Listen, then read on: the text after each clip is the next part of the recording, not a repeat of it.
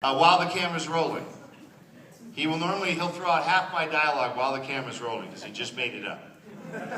Try that sometime. Here, come on up here. Come on up here, actually. Come on up. I'm going to show you what it's like to act in a Sam Raimi movie. Come on up here. All right, what's your name? Ryan. Ryan, okay. Ryan, now I'm going to do this. I'm going to throw you some, here, hold this. Here's your microphone. So, hold it up to your mouth. It's your Ash. Talk like that. How does Ash talk? Groovy. No, everything is whispered. Like some things, like talk normal. Normal vibe. How you doing, baby? Okay. Alright, camera's rolling. You ready? Alright, here's your first speech I'm going to give you. Camera's rolling. Pay attention. You're the hero. Alright, Spinach Chin, listen up.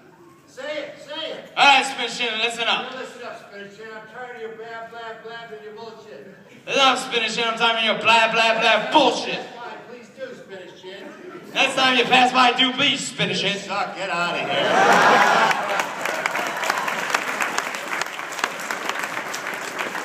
That's sort of what it's like. That's sort of what it's like.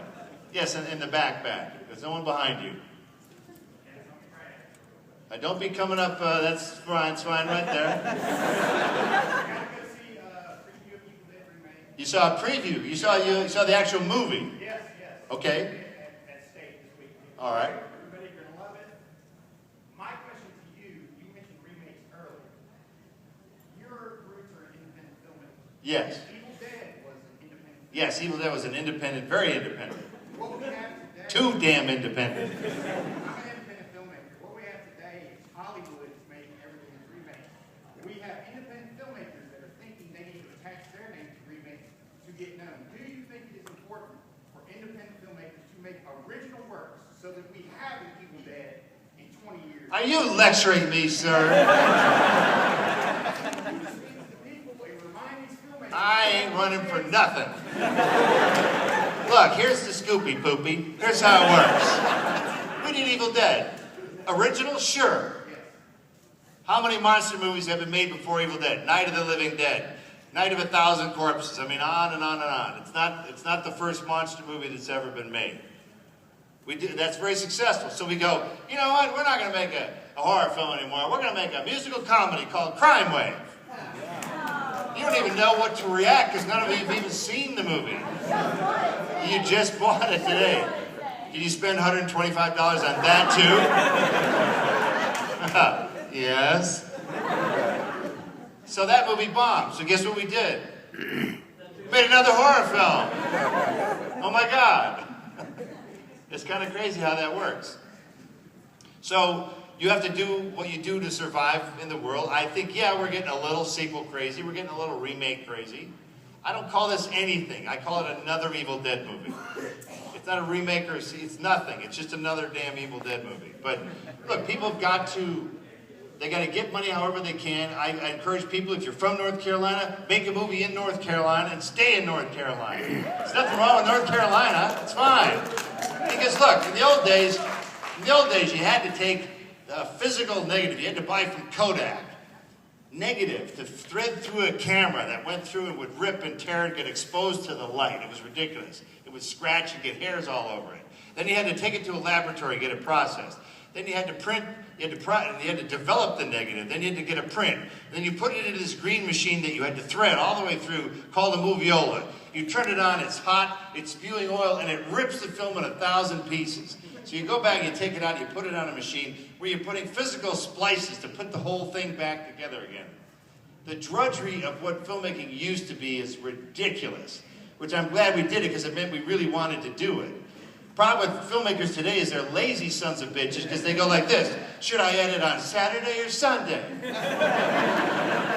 We had to edit every single day because we had to take that thing back to where we were renting it from by Monday morning, so we were up all Friday, Saturday, Sunday, all night and taking it back Monday. So it's a little easier now.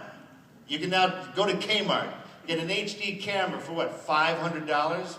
Buy a tower with 47 gigabytes of information.